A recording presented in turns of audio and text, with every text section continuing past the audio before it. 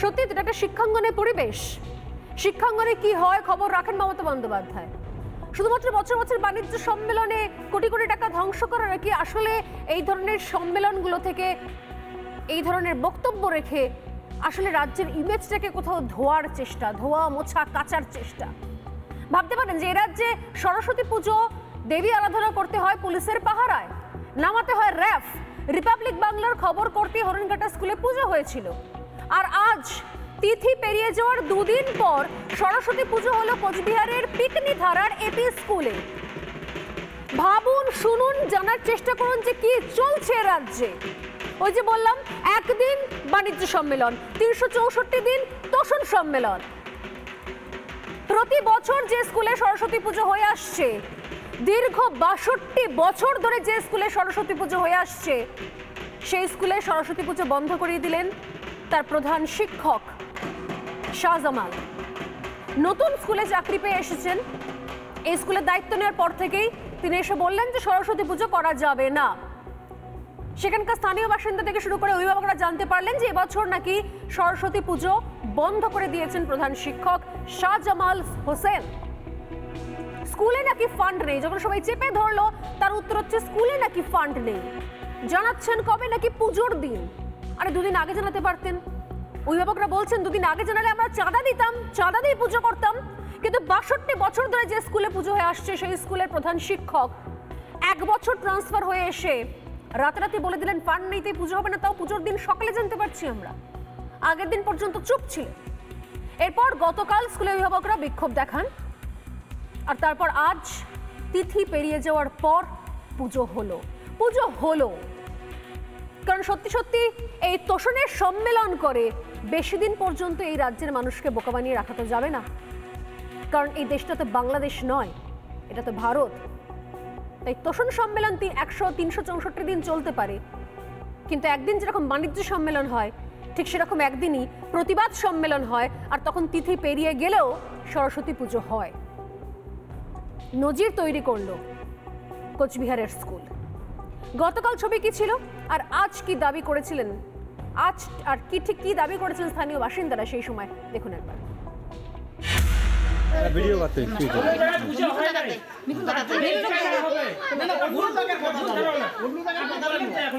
আমাদের কাছে কোনো ব্যালেন্স নেই।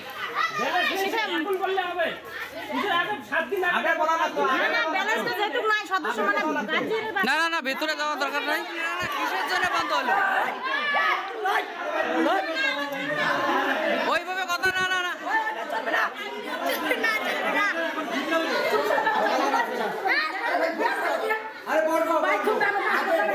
কিসের জন্য?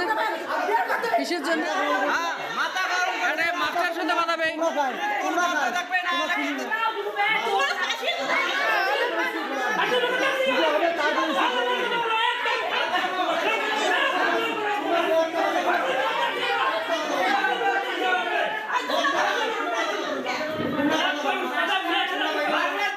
মানে প্রতি বছর তো সরস্বতী পুজো হয়। এবার ছাতনতলা স্কুলে এপি বিদ্যালয়ে কোনো মানে সরস্বতী পুজো হয়নি। টিচাররা বলতেছে ওনার কাছে নাকি কোনো পয়সা নেই। পয়সা কেন নাই? যখন মনে করো মার্কশিটরা দেয়, বাচ্চাদের যে পরীক্ষা হয়, যে মার্কশিটরা আসে না, ওই থেকেও 20 টাকা করে আমার আর কি পরীক্ষার ফি নেওয়া। মিটিং ডাকা যাচ্ছে সরস্বতীটা পুজো যেন হয় আর কি।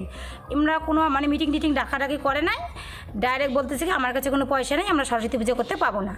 এই জন্য আর কি একটু হাঙ্গামা হয়েছিল। ব্যাপারটা প্রতি বছরে ছাতনতলা স্কুলে পুজো হয়, আমরাই করি পুজো, আমি করি, আমার যা করে, আমরাই যাই সবাই মিলে করি। এবার আমরা ভাবছি কি খবর আসবে, পুজো করবো, মাস্টাররা আসবে, কিন্তু মাস্টাররা আসলো না। কালকে বিকেল অবধি আসলো না। পরে রাত্রিবেলা শুনি কি পুজো হয় নাই। মাস্টারকে জিজ্ঞেস করছি, তা মাস্টার বলতেছে কি আমি নতুন আসছি, 15 দিন হইলো, তো আমি কিছু বুঝি না। কয় কি আমার 9,000 টাকা ঋণ ছিল, যার জন্য আমি পুজোটা করতে পারি নাই। তা আমরা করলে ঋণ ছিল, তার অভিভাবকরা ডাকলে নয়, মিটিং করলে নয়, আমরা কিছু করে সবাই দিলাম হয়, আমরাই পুজোটা করলাম হয়, কিন্তু এটা কেন করলেন?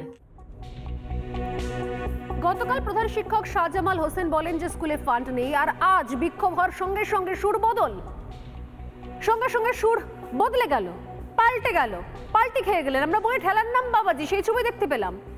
আর 24 ঘন্টার মধ্যে সুর বদল। তার দাবি নাকি ভুল বোঝাবুঝি থেকে এমনটা হয়েছে। ভাবুন তো, ৬২ বছর ধরে যে স্কুলে সরস্বতী পুজো হয়েছে, সেই স্কুলে একজন শিক্ষক, প্রধান শিক্ষক শাহজামাল হোসেন জানি না তিনি কোথা থেকে নির্দেশ প্রাপ্ত হয়ে এসেছিলেন, তিনি এসে প্রথম কাজ যেটা করলেন 62 বছরের এই সরস্বতী পুজো বন্ধ করে দিলেন, বললেন স্কুলে নাকি ফান্ড নেই। যখন খবর হয়ে গেল, হই হই শুরু হলো, সব জায়গাতে খবর ছড়িয়ে পড়লো। আজকে সুর বদলে ফেলে বললেন নাকি ভুল বোঝাবুঝি হয়েছিল। সত্যি এত সহজ? কিসের সম্মেলন চলে সারা বছর? এই যে বলছিলাম 364 দিন তোষণ সম্মেলন, তার রেজাল্ট। কিন্তু ওই যে বললাম যে দেশটা এখনো বাংলাদেশ হয়ে যায়নি, এখনো দেশের নাম ভারতবর্ষ। দেখুন আজকে সুর বদলে কি বলছেন প্রধান শিক্ষক শাহজামাল হোসেন। স্কুলে তো পূজা হয়, কিন্তু এবছর একটু ফান্ড কম ছিল, সেই জন্য বলা হয়েছে আগামী বছর থেকে করা হবে। কিন্তু এখানে সরস্বতী পূজা হবে এই ব্যাপারে আমি মোটামুটি আমাদের যারা সহপাঠী ছিল, তারপরে কিছু গার্জেনের সঙ্গে কথা বলছি, কিন্তু নির্দিষ্ট সময়ে ওনারা আসেনি। এবারে পুজোটা না হওয়ার আমাদের একটু উভয় পক্ষে মানে মিস আন্ডারস্ট্যান্ডিংয়ের ব্যাপার হয়ে যাচ্ছে। আমাদের যারা অভিভাবক আছে, গার্জিয়ান আছে, ওনারা যদি প্রথমের দিকে এসে আমার সঙ্গে হয়তো মানে বুঝতো, তাহলে সমস্যাটার সমাধান হয়ে যেত। এবারে আমরা মুসলিমীয় কয়েকজনের সঙ্গে কথা বলি, মানে সেখানে আমরা যখন সেই রকম মানে আমরা পাইনি। এবারে কালকে যখন বেশি সংখ্যক লোক আসছিল এবং সবার সঙ্গে কথা বলার পরে এবং সবাইকে নিয়ে আমরা একটা সিদ্ধান্ত নিচ্ছি। এর আগে ছিল ফান্ড নেই তাই পুজো বন্ধ, তাও সেটা জানানো হয়নি। পুজোর দিন ছাত্রছাত্রীরা গিয়ে জানতে পারছেন যে স্কুলে পুজো বন্ধ। আর এখন হয়ে গেল যে ভুল বোঝাবুঝি থেকে একটা গন্ডগোল হয়েছিল। শুধুমাত্র একটা জায়গা বাদ দিন, গত কয়েকদিনের সরস্বতী পুজোকে কেন্দ্র করে যে অশান্তির ছবি সামনে এসেছে তা সত্যি সত্যি নজিরবিহীন নয় কি? সত্যি সত্যি কোন জায়গায় যে বললাম।